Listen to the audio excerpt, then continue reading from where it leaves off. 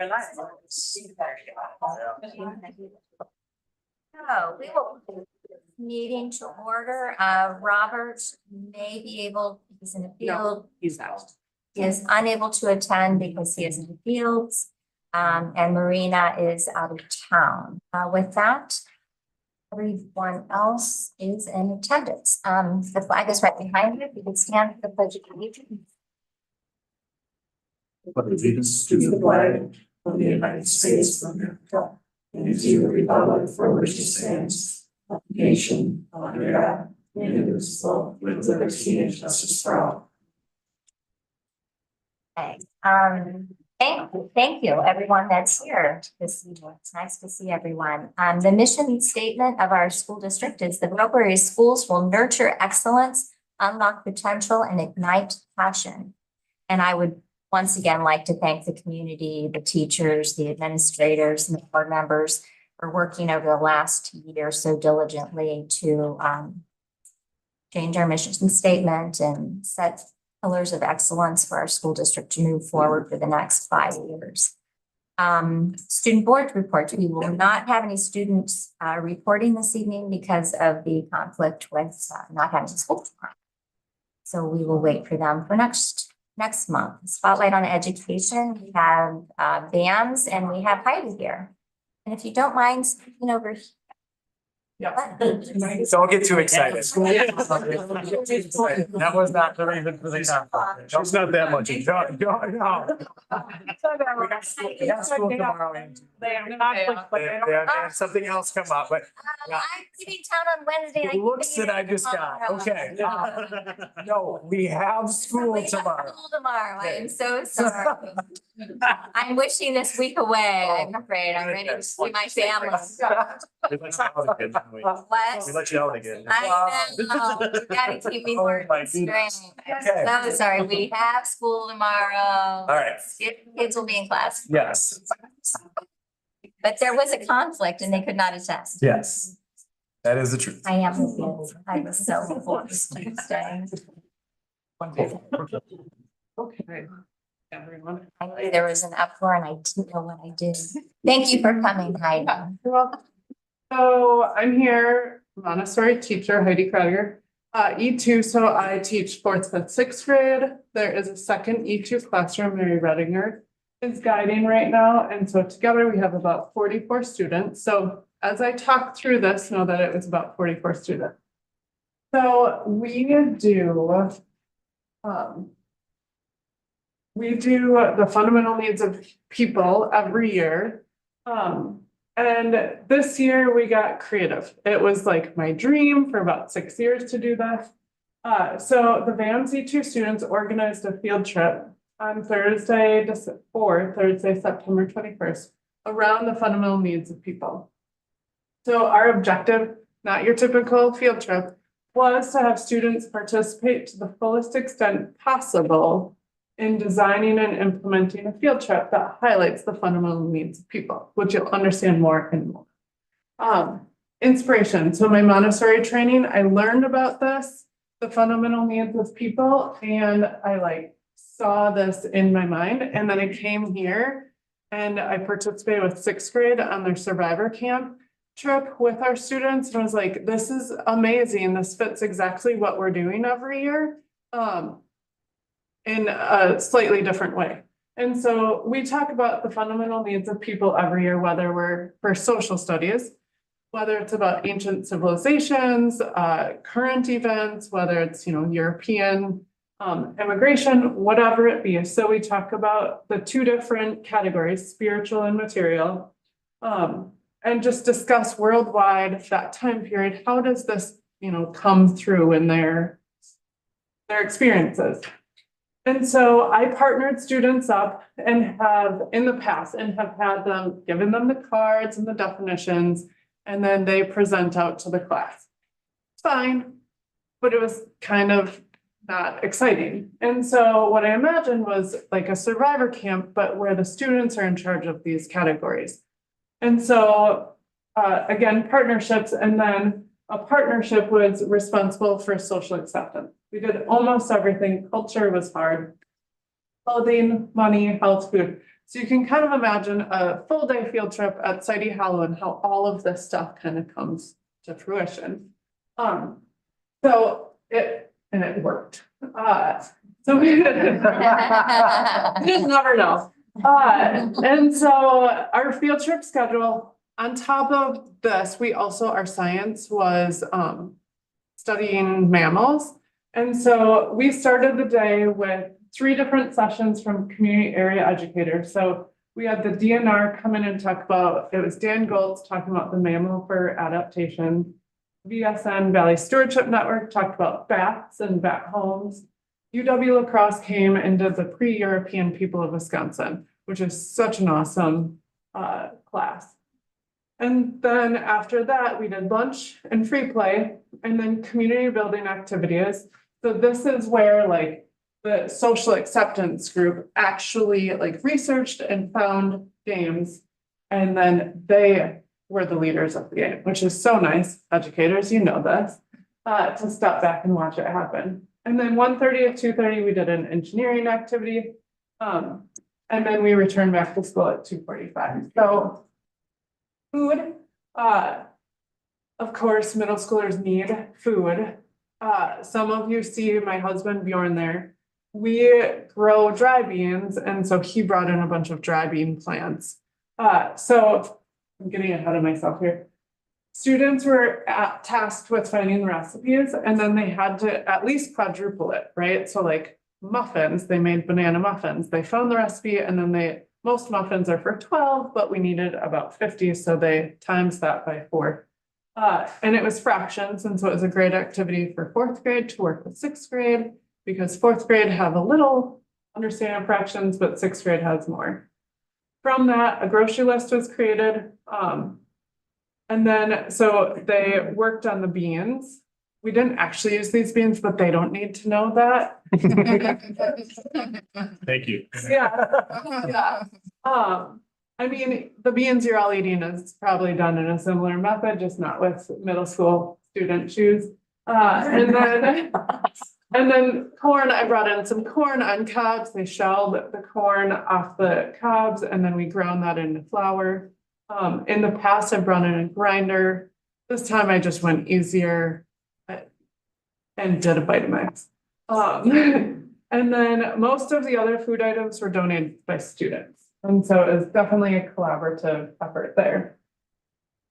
Thank you to the high school special ed staff. They shared their kitchen with us. So in that high school special ed kitchen, the students, well, first they cut the vegetables, and I gave them like the plastic knives toddlers are given, because I just needed this to be successful and no fingers to be cut. So they cut the veggies, they sauteed them, they mixed and baked cornbread muffins, they mixed and baked banana muffins for morning snack. They mixed the spices for the chili, and then a gigantic tub of trail mix for afternoon snack. The budget, paperwork, and plans, right? The nitty gritty. So I printed all the field trip forms and gave it to the students, and they filled out everything. So the bus request included the students went on, Google Maps, found the mileage, and then the directions. Bus driver did not need directions to study. It was just for practice. Communication group, this was adorable. They created a field trip permission form, and it was like, hey, we want your kid to come on this field trip. I would not use that language, but like I knew parents would see it, that it was student created. And then also the field trip request form for administration. The health group connected with the office and the nurse for the first aid kit and emergency contact forms. And then the money group worked with all of the groups to create an overall cost of the field trip. And then activities through the day, the social acceptance group, like I said, researched and planned 2 different community building activities. That would take about an hour.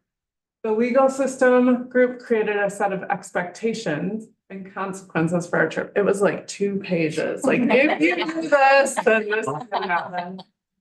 And then the shelter group researched basic shelter types. They knew they had sticks, rope, and tarps that they'd have access to. And then they created a slideshow to present to the class. So how'd it go? I I have these I want you to look at and pass around. So this, just so you know, as you're passing them, are the students' feedback forms from the end of the day. So this was at the shelter building. We literally went for a hike in the woods and they found all their sticks that they're gonna use. I gave them rope and a tarp, and then they were left to their own devices. Some of them were successful, some weren't. Kelly Olson at the elementary school was gracious to let us borrow the gigantic parachute, which the students loved. This is UWL's pre-European set that they have with the artifacts. This was Dan Goltz with the furs. Teachers take note, he has this giant collection of furs he can borrow from Oscar Bell, I believe. And then Ben Johnston and Dave Creer with the bats and bat houses. So the student feedback is what got me to ask to come here and share with you, because I've never had a field trip like this. Like usually we take a field trip, I'm really exhausted, I'm really glad we went on it. And the students like don't really say much positive or say thank you. And this one, like, the students said thank you. The students told us like how much they loved it. And it was like, they loved the trail mix. They loved the chili. Honest to goodness, like it's on these cards. So this was one of my favorites just because she like put it all, and this is a fifth grader, put it all in one. So I love this field trip and I hope we get to do this next year. Thank you for letting us go. How many times do we get thanked for doing something like that? My favorite part was the presenters and group activities. The food was also very tasty.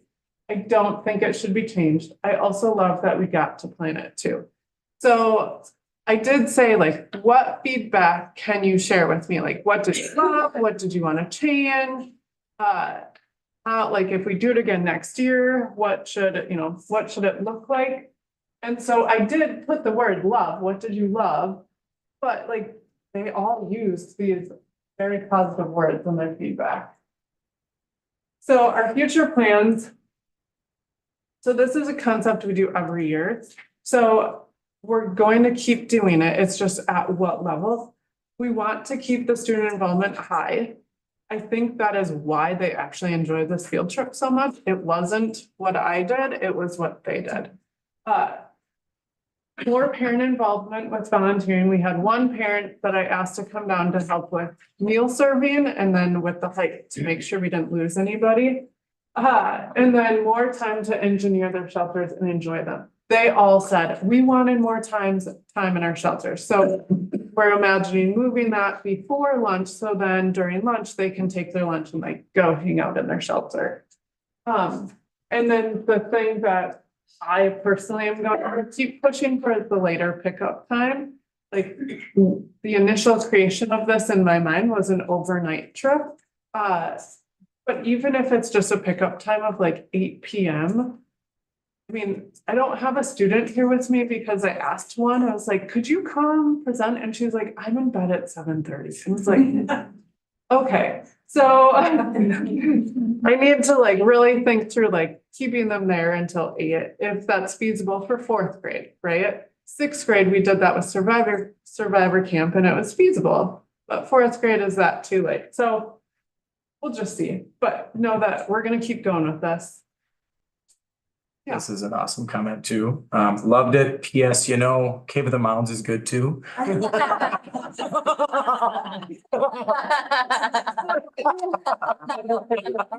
in Madison for last year because of the weather and we went to the Cave of the Mounds. Yep. But like that speaks volumes, right? Like it's comparing this day at Sidey Hollow to going to Cave of the Mounds on a charter bus, like all because they made the food, they did the activities. It was pretty awesome to participate in. So thanks for having me here. Did I get all of them?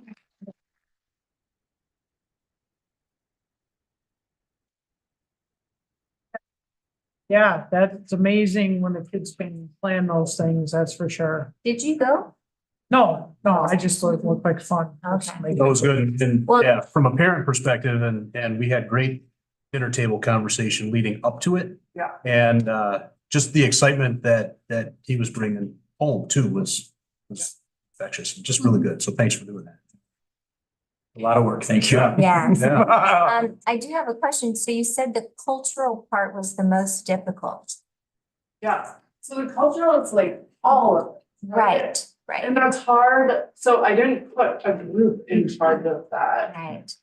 I think that in the future, we maybe come back to it afterwards or like at the end of planning to talk about like, okay, let's think about like, how would we do this different if we lived in Arizona or Okay. we did in the, you know, whatever.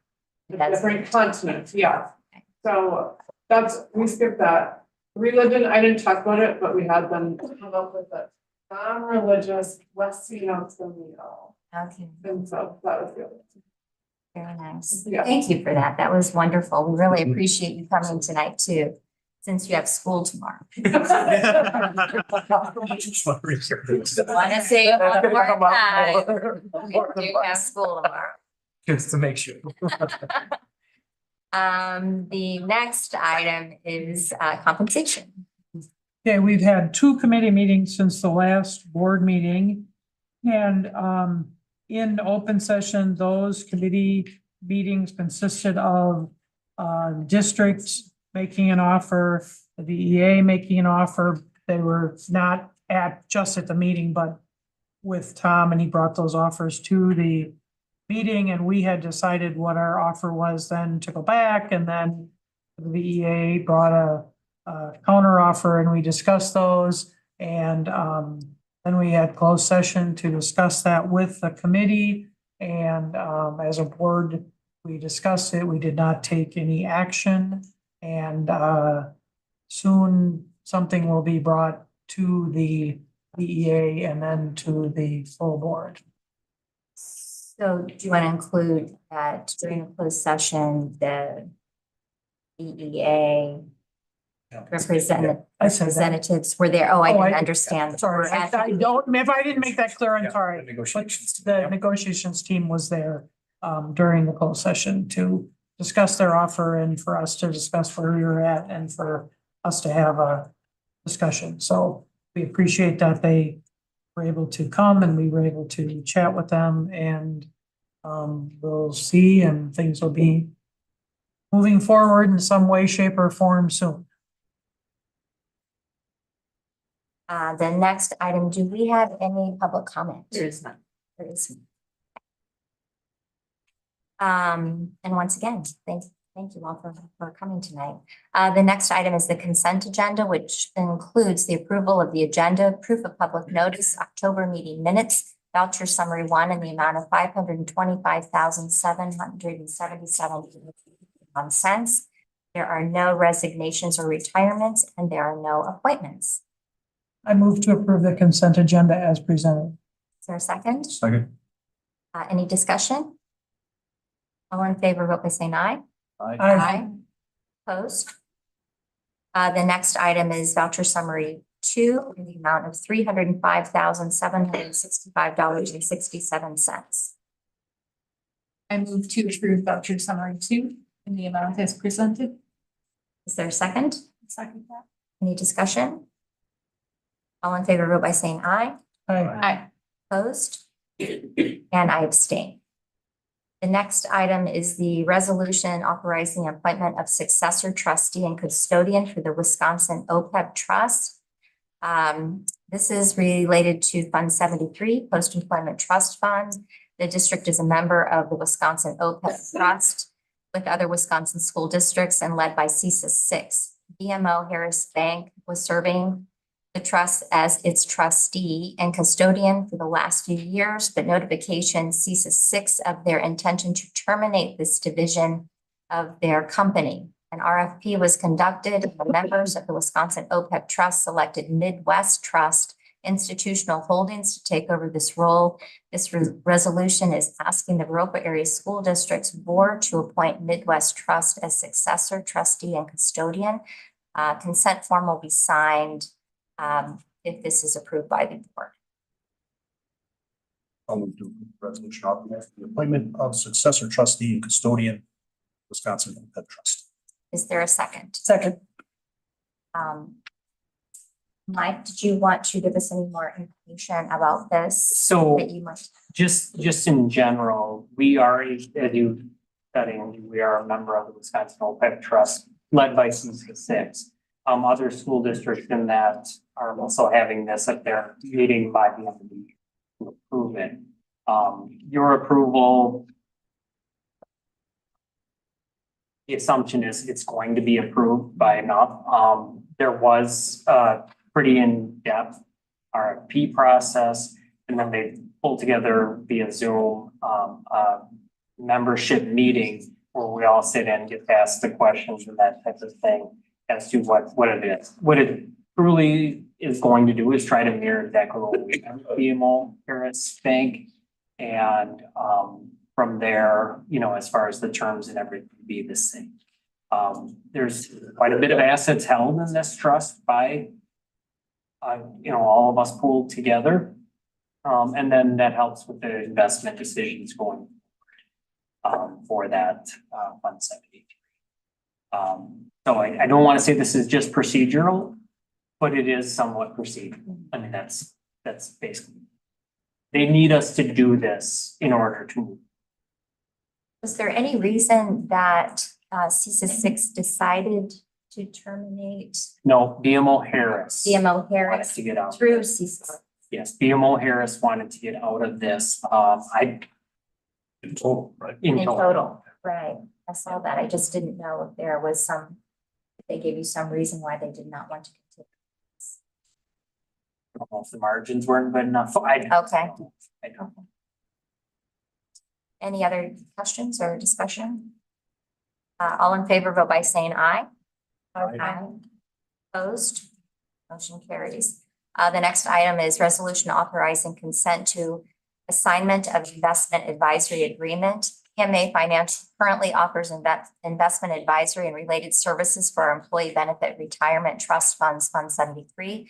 In October, CISA-6 once again was notified that a majority equity interest in PMA would be acquired by private equity firm TA Associates Management LP in the coming months, as the ownership of the organization providing the advisory services is changing, and action by the member districts is requested consenting to the assignment of the agreement to the new law firm. Like the resolution above, the following approval will be signed if our board agrees on signing. I move to approve the resolution authorizing consent to assignment of investment advisory agreement. Is there a second? Second. This is the other side of this whole thing. So you have the BMO Harris side, which is now going to be taken over by something else.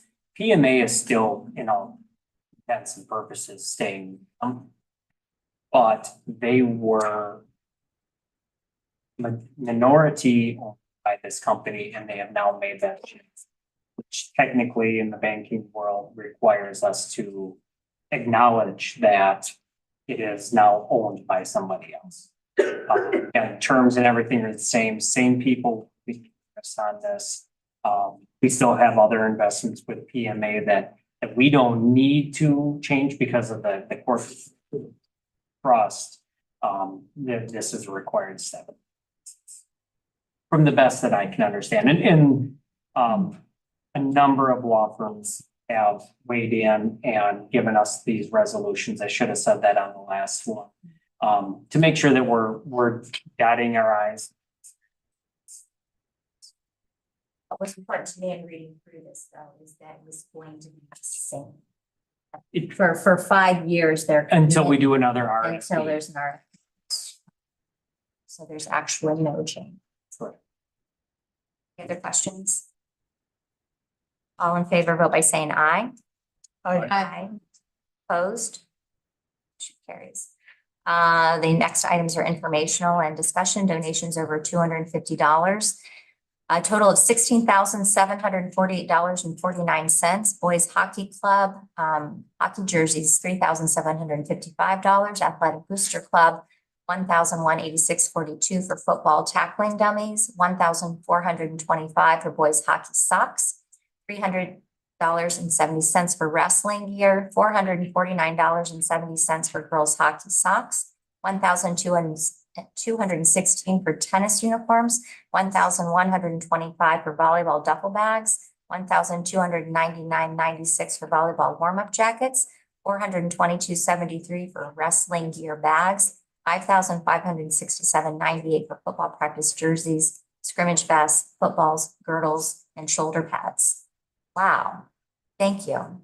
And thank you to everyone that gives to the Boys Hockey Club and the Athletic Booster Club so that they can distribute these wonderful gifts to all of our programs. It's pretty fabulous. The next item is 24-25 school calendar.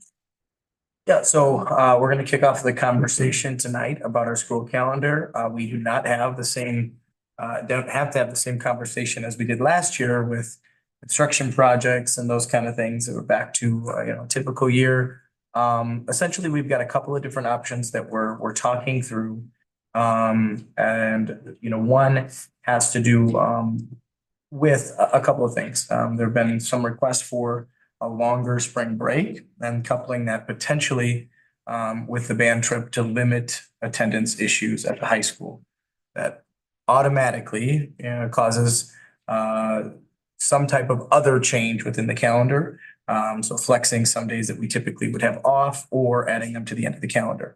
So it's never we can just, take these days off, that's not what the conversation is. So we've got a couple of different options we're working through, nothing that we have prepared to present yet tonight. But we typically either do it in November or December. So we wanted it on the agenda to begin the conversation and to start that, again, conversation about what the priorities of the board and the district are moving forward. And so we'll have something more concrete next month as far as a recommendation or a couple of options for the board to look over. Again, usually this is when we bring it up for sure. We'll have something finalized in January, hopefully. Any questions about that? Thank you. Rotary School self-funded health plan review. Right. Let me get set up here just quickly.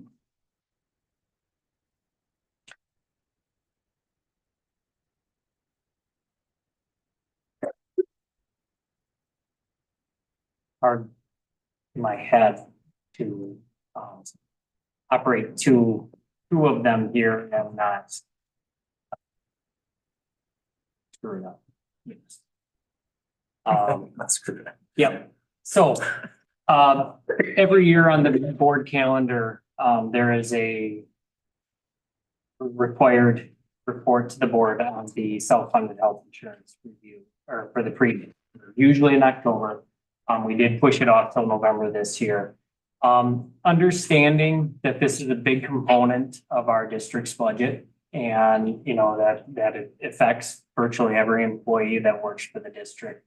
I feel it's important to bring a review and where we're at and where we're headed with it. The whole presentation, I'm going to go through a little bit quicker than slide by slide, just in the essence of time and everything. But you guys all have a copy of this presentation and we'll touch on things. So again, just a little bit of the basics components of the district health care costs, not of our premiums, but of our costs. So our both fixed costs that we pay in administrative fees for stop loss insurance, for aggregate insurance, Uncle Care Solutions, and pharmacy benefit managers, all of those types of things. Those are our fixed costs that we're going to incur on a per member per month basis. Whether or not we have any claims, a lot of claims, no claims, we're going to have those costs.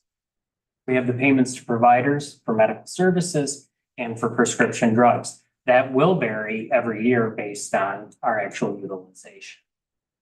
If you look at our healthcare costs over the years, back in 2014-15, our fixed costs for 146 people enrolled in the plan was $570,836. That equated out to $170.93 per single plan and $386.30 per family plan. Jump down to the 22-23, we're at 179.21, not up that much. And the 405, again, not up that much. What you don't see in this is a good portion of this fixed cost is our stop loss insurance. Back in 2014-15, we had a stop loss in a specific deductible, if you will, of $50,000. Now that is, this year it's 90,000, but for these rates, it was an $80,000 specific deductible. So what that means is that on all claims, the district will pick up the first $80,000, or in this last year's case, 80,000, and then 2014-15, the first $50,000 of claims. So every year we have to do an analysis of what would that fixed cost be on a single and a family basis be if we kept the stop loss deductible amount equal. And then how much more is that going to cost than if we just accepted and then had 4, 5, 6, 7 of that additional 10,000, 20,000, whatever that number is. So it's an analysis that we have to do every year to see whether or not we're going to raise that or keep our rates the same. One thing with that was we raised it $10,000 from 80 to 90. This year for 23, 20 for the current year. And the reason was if you're going to be over 80, you're usually not falling between 80 and 90. And so to try to keep our rates as similar as possible on the fixed cost side, we tried to do that analysis. And we did have very few people hitting within that gap. And usually if you're at that much of a cost, you're blowing past that pretty far, usually.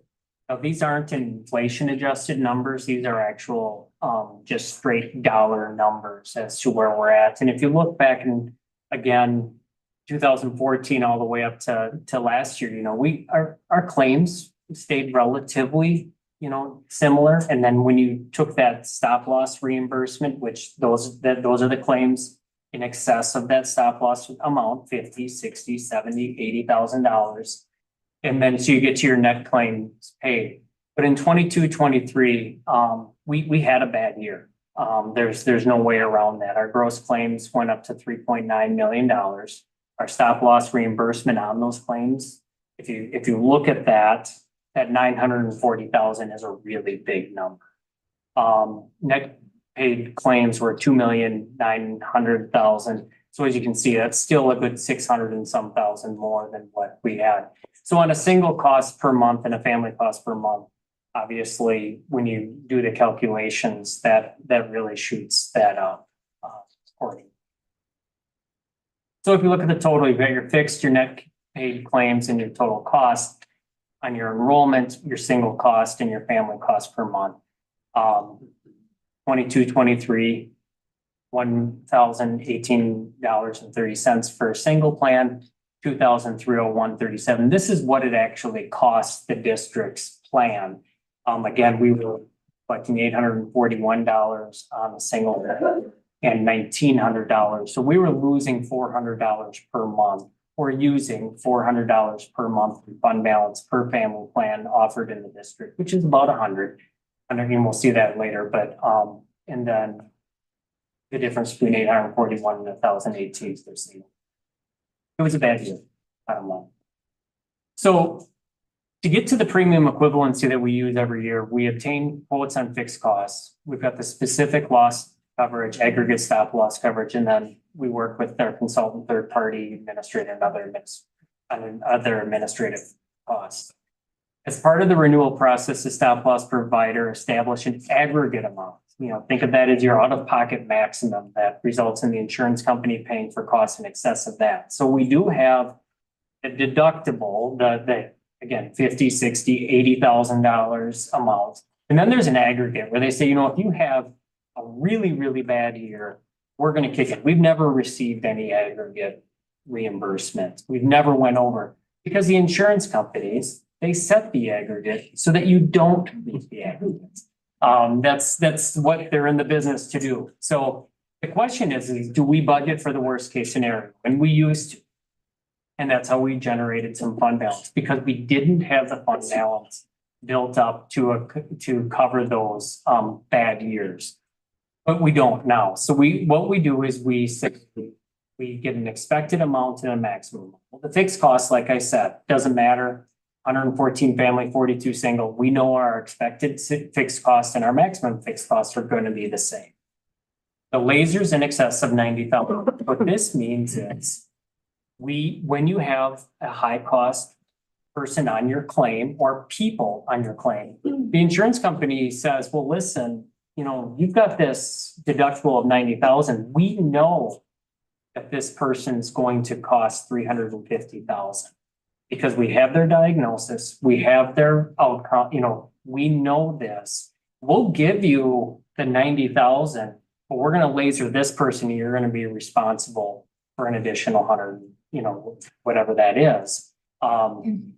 So do we like lasers? No, but it's a way for us to keep our overall costs down because we're going to pay that anyways. Now, if something happens where we don't experience those higher costs, that laser never materializes. And we get the benefit of the lower rate. If they were going to build this additional 235,000 into our rates, we're paying that regardless, because again, now it's rolled up into the fixed costs. So it's not uncommon to have lasers. It's basically shifting the risk of that back to the district on those known ones. And then you've got your expected claims. So the maximum, the aggregate amount that I talked about, 3,545,000. We've settled on about an 80%. I think the stop loss carrier would say probably closer to 85% is what you should expect. But we've had good years, we've had bad years. We feel that 80% is both taking into account how they're hedging themselves and us feeling where we need to go to come up with a total amount. And then we set our premium equivalency. And in this last year for 23-24, or for the current year that we're in right now, the maximum that we could be on the hook for is 873,000 before this aggregate insurance would be kicking in and paying for it. But we're expecting that even if we get to that 80%, 163,590, we would use up a fund balance that we've accumulated in the health insurance fund. And we're hoping it'll be closer to that 75%. So that number will be less. So far this year, we've had a good start to the year and it looks like that's well in line. Other claims statistics that need to be pointed out. We talked about the large cost claims this last year. Our total claims paid last year, 3,900,000 up from 2,537,000. Last 2 years ago, we had 10 members with large claims that totaled $847,000, 33%. This year, 18 members, large claims of 2,174,000. 56% of our total claims were in the large claims. So members with large claims are defined as those with accumulated claims during the year exceeding 50% of the specific deductible. Last year, that was 40,000. So there was 18 people that had claims in excess of 40,000, totaling 2,174,000. Of the 18 members, 8 exceeded the specific deductible of 80,000, resulting in 940,000 paid by the stop loss. That made us not real attractive when it came to renewal this year. They've made a lot of money on us over the years on the stop loss. They lost money on us this last year. And they had to take a look where we were heading and how we were going. And that's what was reflected in us increasing and bringing that up. The history of the district fund balance for health insurance, to look at it prior to the 15-16 school year. And we've been basically staying pretty level. This last year was a bad year. It was a $650,000 hit to the fund balance, bringing us down to a level that would not, if we got out of the self-funded insurance plan basis, we wouldn't have enough money in our fund balance on August 31st to pay the claims that are outstanding that would be coming through. That number would always 650. It's probably closer to 750,000 for comfort levels. Where this also really came true this year was, you know, we fund our claims every week. And so if we have $150,000 claim that needs to be paid, they're pulling that money from us regardless. When you don't have money in your fund balancing and waiting for that next payroll to be processed so that you can do it, it gets you get a little nervous, that are we going to be able to fund the claims? You know, like I said, we finished the year, there was money, but if you think about that in a bad month, we had close to 250 to 300,000 a month. So I mean, this last week was a $33,000 check run. It was very, very good week. And we have that. We have good and we have bad. But the fund balance, while we knew it was a little excessive up above, and so therefore we did the health insurance premium holidays back then, you know, and that knocked 250,000, you know, these would be, the fund balance would be that much higher if we wouldn't have done that. But it doesn't make sense to, in essence, overcharge the employees and the school district to build that fund balance up. Do I wish we had it right now? Darn right, I wish we had it right now. But I mean, it is where we're at. 2016-17 premiums were increased 3.5%. In 17-18, they were established back at the 15-16 amount of $2,885. In 2018-19, premiums were reduced an additional 5% to the $19,841, where they had been until this September when we increased them 18.7%. So, you know, our plan is still very, you know, I mean, it's still very attractive, but, you know, if you look at it, here's a history of our plan, our premiums over the year. Back here, we were considered a pretty high cost plan when I looked at other districts. They were paying $1,700 a month in a family. They were paying $1,600 a month. Now, when I've been checking lately, I've been surprised at how many are getting into this range with much higher deductibles in that. So are we priced yet where we're gonna need to be at with the 18.5% increase? I think we'll have to wait and see on that. We have the Alliance Healthcare Cooperative. This is just, you know, something that we joined back in 2016. Game changer for us. The percent of changes, our numbers would be, you know, even if that was 10% less than we were getting from the providers, you know, we're getting 42.2% discounts from the providers by being part of the on average, this is on average, as being part of the alliance. So that was a real good thing for us to keep the amounts paying to the providers down. And what is the Alliance, Mike? The Alliance is a cooperative of self-insured health plans throughout the state that negotiate prices for all their members. Very strong in the La Crosse and very, very strong in the Madison market, moving a little bit to the east side and central Wisconsin. The one that they can't negotiate with is Mayo. They don't have a contract. So again, following one of our worst years since offering the self-funded plan, the district increased premium equivalency by 18.5. Just a couple of statistics here. Beginning in January 2024, we will alter the plan design. Deductibles will increase. Sorry for the spelling. From 500 to 1,000 to 525, 1,050. And out of pocket maximum from 1,000, 2,000, pocket maximum 1,200, 2,400. We also increased some pharmacy co-pays that will go into effect again. Again, like I said, overall, our plan is still attractive when compared to other plans in the area. So again, quick summary, just difference in costs. Our actual fixed costs only went up 2.24%. And then the gross claims, you guys have all this. And the large cost claim summary. Covered lives, we cover 547 employees, spouses, and dependents on our plan by age. If you look, 188 of them are over 40.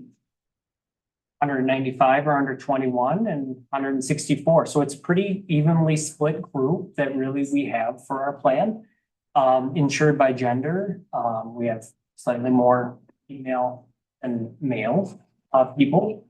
How that, it's just a statistic that Auxient actually presented, and so I thought I'd share that. If you look at our payments to providers of $4,074,591, biggest is gonna go to Gunderson Health System. Probably always will be. The Franciscan Medical Center, the male, that is, those that are able to go either to Rochester, to Mayo, or to, and so that's two of them combined there, the Mayo Clinic and the Franciscan in La Crosse. Because sometimes the services are approved to go there. Fairview Meta Impact Pharmacy, $665,000 we're paying pharmaceutical costs right now. That's a lot of money if you actually think of it on a per month basis. But it's no news there. Pharmaceutical companies make a lot of money. And then you have your $759,490 going to Vernon. So that's kind of where the money is going, I guess, based on that, and we've got other providers. Any questions for the health plan? Mike, I appreciate the summary you provided, and it's very comprehensive and nice to see.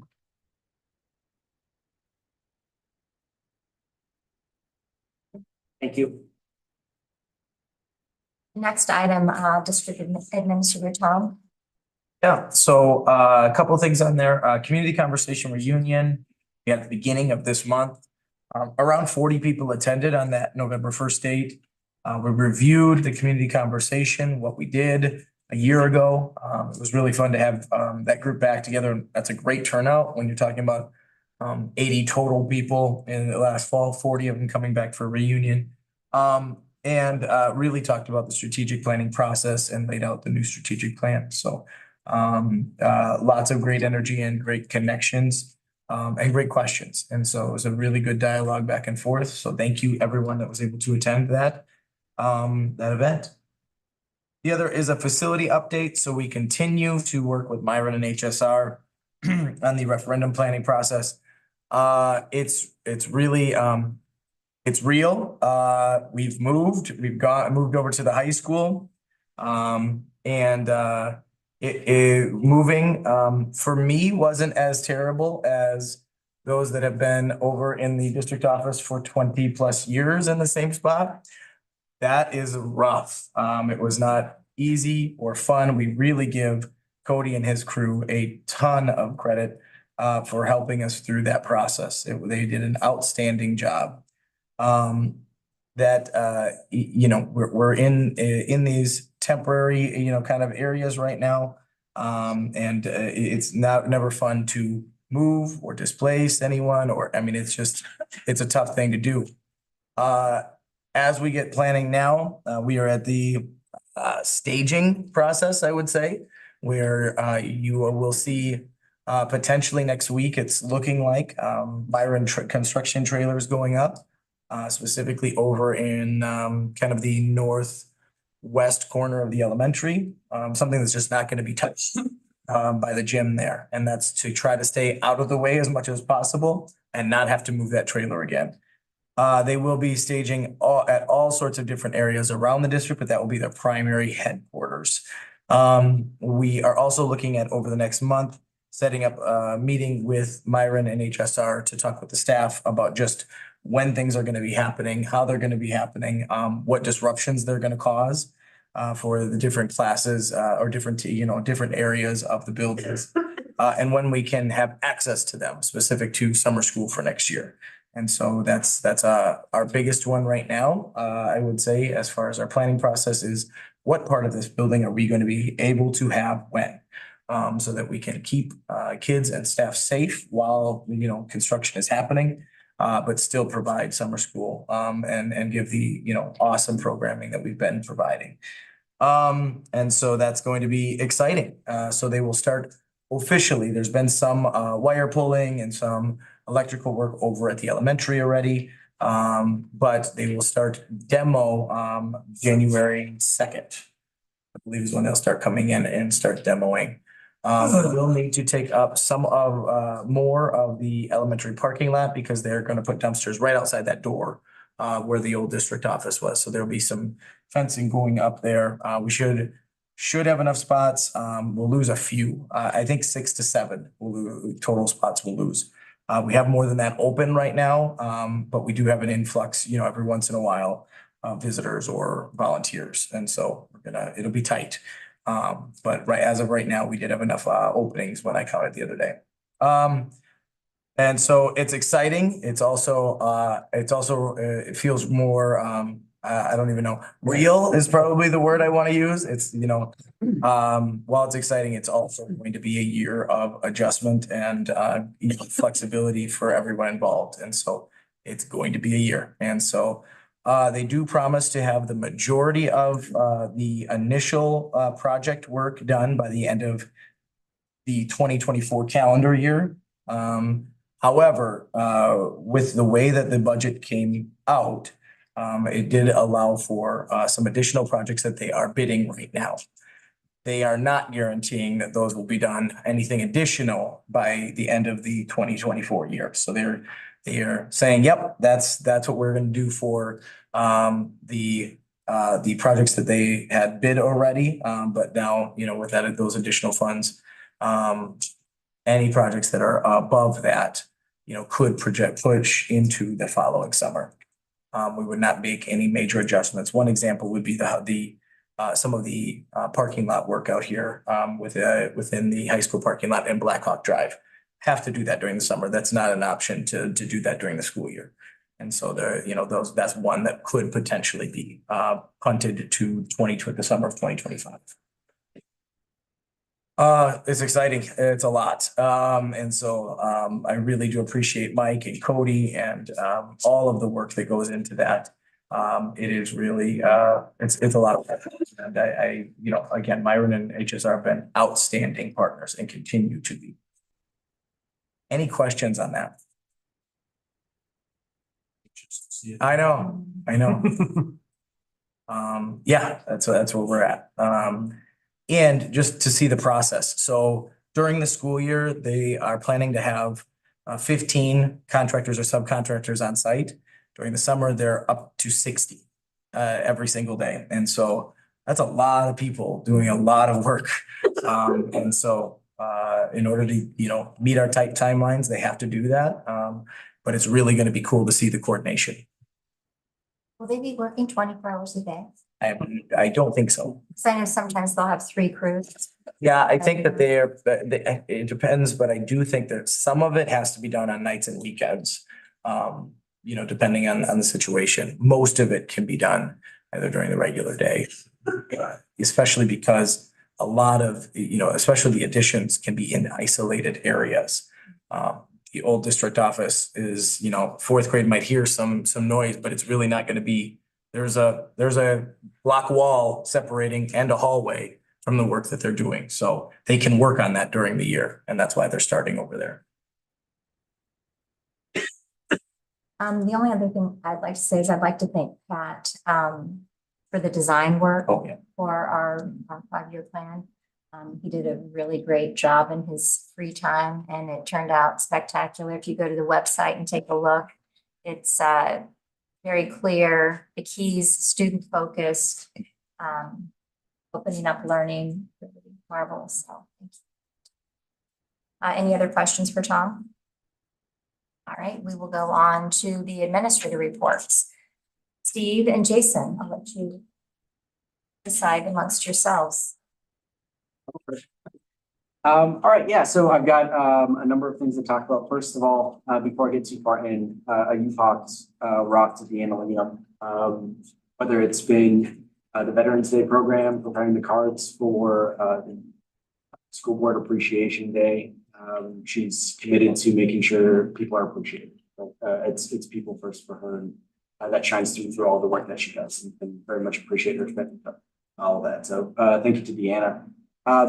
Speaking of the Veterans Day program, so we had The Veterans Day program, just a little while ago. Our 7th, 8th grade and BAM's adolescent classrooms were in attendance for that program.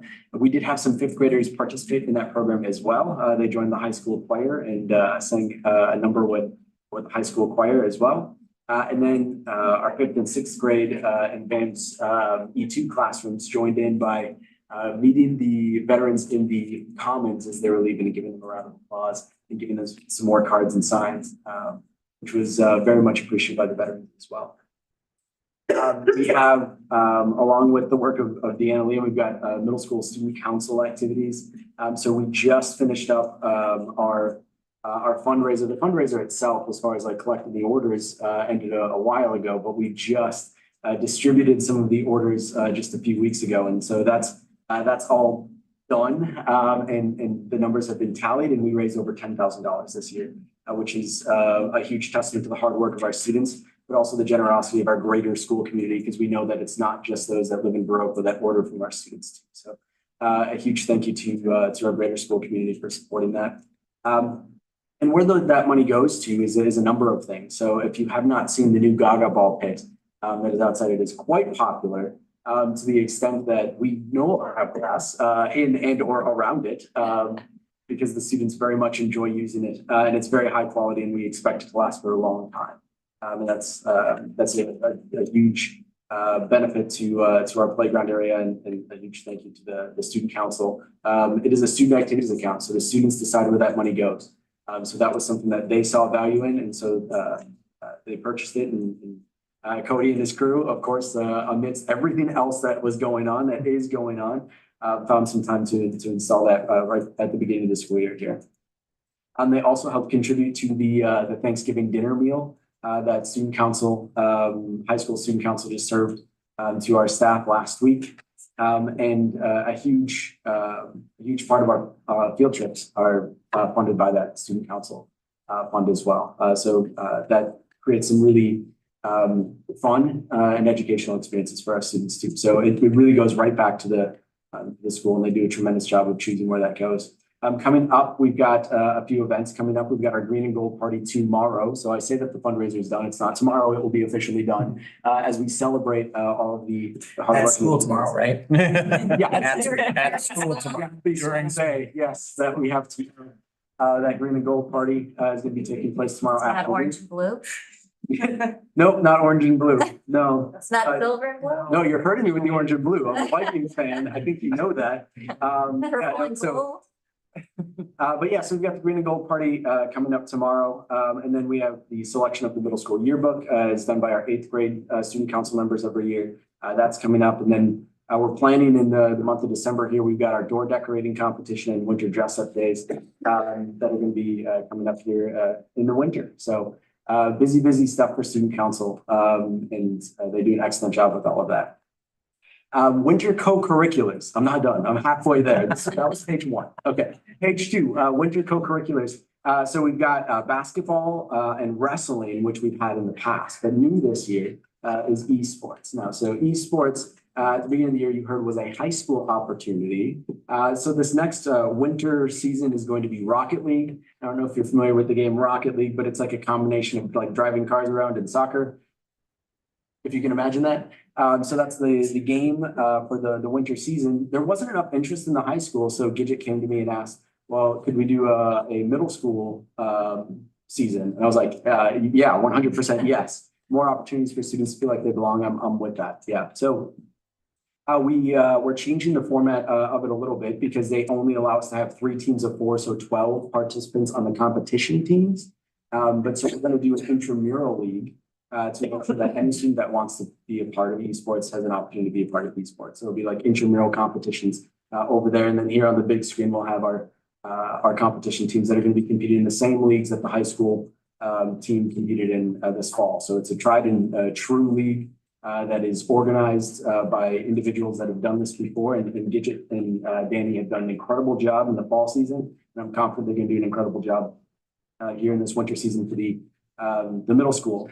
Other co-curriculars that happened and are happening. 6th grade math 24 team The team of Lydia Ackman, Ruby Klinkner, Oliver Woodward, and I'm going to pronounce it right this time. Quinn Denstead, they took third place at this year's competition, and the trophy is right in that trophy case, right out in the hallway outside of the library here. And a huge thank you to Lane for organizing that, bringing the team and cheering them on. So congratulations to that team and to all of our middle school participants in that competition too. We did have another team from Montessori E2 as well that did an excellent job. And then we've got for gifted and talented, we've got our grade 5 math knowledge competition on the board. Today, when I was in Alicia Frizie's room, is the entry assessment test for that this week. So that's not just fast approaching, it is upon us. And we've done well in that competition every year, and I anticipate we're going to do well again this year. Then we've got the speech contest that's coming up in February. So those are the gifted and talented opportunities that our students have to participate in this winter.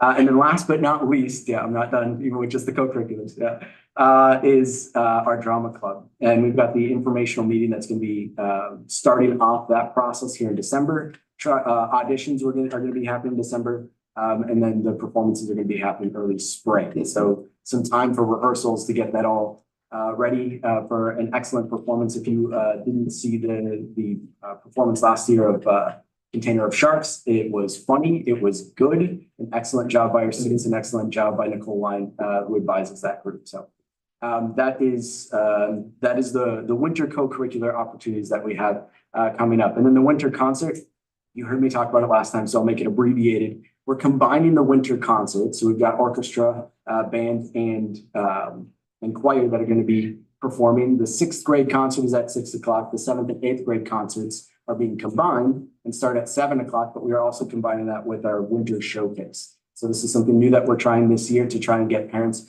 in the doors and in the classrooms to experience what it is that the students experience, to try and share that story, the wonderful things that are happening in the school, making that visible and tangible to our parents and to our community as well.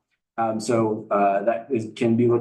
can look like a showcase of the projects and the work that our students are producing. It can be simulations with parents that come in and be a student in the classrooms and experience some of the games, activities that our students experience on a daily basis too. So just give them a little bit better understanding of the things that happen here in the building. And then Christy Etheridge and the kitchen staff are going to help us prepare some refreshments, and they're going to happen at 5:30. That then will transition into the concert. So the staff and the community members that are here enjoying the showcase will all be there present for the concerts that are happening at 6 and 7 o'clock. And that is the middle school principal report. Any questions that you have for me? Steve go first because mine can be a lot shorter. If he felt rushed, the middle school concert showcase is December 4th. Thank you. Yeah, December 4th. Just so for those that are interested. The high school concert is December 18th, which is the 2 weeks later, which almost always falls on board meeting night. Do what you will, board meeting wise. But the high school concert will again be that night.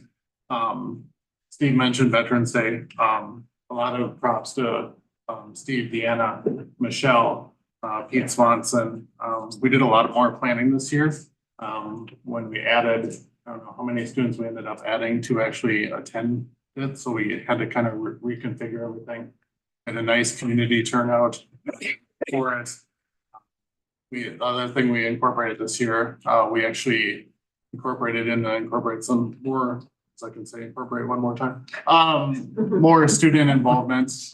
We added the Badger boys and girls into the program to connect them a little bit more. So they were doing a lot of the either readings or introductions speakers for the event. The other main thing, winter co-curriculars, everything is basically full swing at this point. We have 7 sports in the winter time at Viroqua out of 8 possibilities. We do not have boys diving and swimming, but we have every other WIA sport. 3 of those are co-ops, 2 hockey programs and gymnastics being co-opt, and then the basketballs and wrestlings we run independently. girls hockey, girls basketball have already had competitions. Otherwise, everybody else is practicing. And more competitions start tomorrow night even. And Dan Brown, for participation numbers, Dan's gonna come to the December meeting to report to the board, just kind of where we're at with all our participations. As far as all that goes. That was shorter than. Okay, yeah, just barely. Oh, sweet. That's forwarding the date and time of those concerts for those of us that don't have children in the district. Yeah, I mean, I can't compete with all of that stuff, but the elementary building had a fourth grade concert, October 17th music concert, and there'll be first and third grade, December 5th at 1:30. That's all I got. That's a lot. So if you don't mind, that would be fabulous. Thank you. The next items are high school. There has not been a meeting. There will be one next Monday for the governance committee. I do have some notes from Renee. Is anyone here from Laurel? But let's see. Sure. Oh, governance committee is updating bylaws and student handbook. And for events, there's a cabaret scheduled for the second weekend in December, Friday night and Saturday afternoon. You'll see. Fabulous. There will be. Yes, I'm excited about that. And a field trip scheduled for Friday, December 8th to see the Nutcracker Ballet. And a Laurel student, Bria McKay, has the leading role of Maria or Clara from some interpretations. So fun things going on at Laurel. VAMs, Kim? VAMs, I had the opportunity, first of all, yesterday to spend 5 hours with the governance council. And they met and did a SWOT, looked at strengths, weaknesses, opportunities, and threats. And through the process, they are working on developing goals, and they looked at the district strategic plan and have some areas that they want to focus on, which include staffing, community engagement, and public relations, long-term planning, the governance council and what they need to do, and education overall. They want to be looking at those things, and they're going to be developing specific goals and objectives to go with those. We had a facilitator, and it was just an excellent day and opportunity for them to put things together, and we're continuing to work on that. At today's meeting, they kind of went over that. They went over the school report card for Montessori, and for people's information, those report cards are online that give you a rating basically of exceeds expectations or significantly exceeds or meets few. You can look them up for the entire district there, but we discussed the Montessori one, which was very favorable, and we're working on developing their committee structure more. So it operates, and the committees bring information to the governance council. And their enrollment is stable. And everything else is going very well. The contract was done, and they're looking at the changes to their bylaws and getting that all in order. And I really feel like they have really risen to the challenge of being a governance council with the new contract, and are doing an excellent job. Pat, did you have anything to add to that? Thank you, Kelly. Thank you for the time. We appreciate that. The WSB legislative update. There is some talk with our legislators of some possibility of third graders, if they don't pass certain tests in third grade that we would be required by law to hold them back. I don't know where that's going to go or what is going to happen with that, but that's some legislation that's being discussed at the present time. I will always recommend for anyone to reach out to our legislators and discuss school funding. And how the decisions that they're making are financially adversely affecting school districts like ours. So if you ever want to send a email or make a call, please do so. Also, we have the school board convention is coming up, and on Tuesday, they have a budget and finance meeting. And it is marvelous. School funding is amazingly complicated.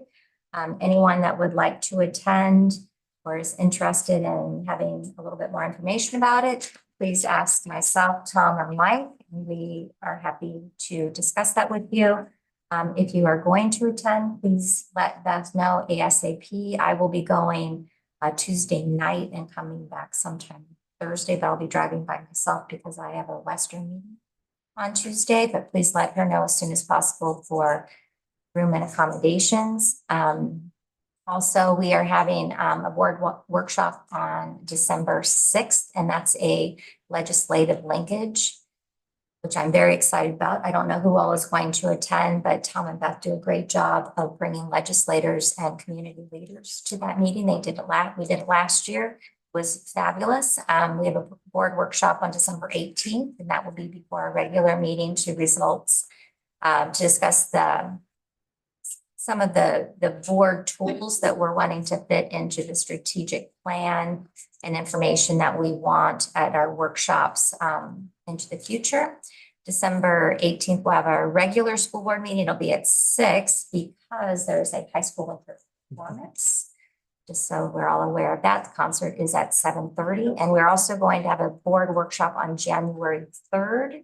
So we have quite a few workshops coming up, and that has to do with our goal setting and the expectations of information that we want, the data that we want that fit alongside our strategic plan. So there's a few coming up since we just completed the strategic plan. So that January 3rd will be a review of what we've done over the past year. We'll have the data that we have collected that you guys have requested, and then essentially planning out the calendar for the remainder of the year of linkages and of workshops, and how do we find that balance, excuse me, as we go through, and just make sure we are presenting it at the right time. And once again, we have the strategic plan and wanting to make sure that we're fitting our goals with what the strategic plan is and how we're moving forward and we're gathering. With Thanksgiving coming up, we as a board would like to thank all of you for all of the work that you do. We'd like to thank our families and our communities for the support that they give us. Thank our students for hard work that they do to get where they are. We would like to thank our administrators, our administrative team, all of our teachers, all of our staff. We are nothing in a community without the expertise and professionalism of everyone in our district. So we are thankful for all of you. We wish you friends, family, and peace. With that, motion to adjourn. Almost. Second. We are adjourned.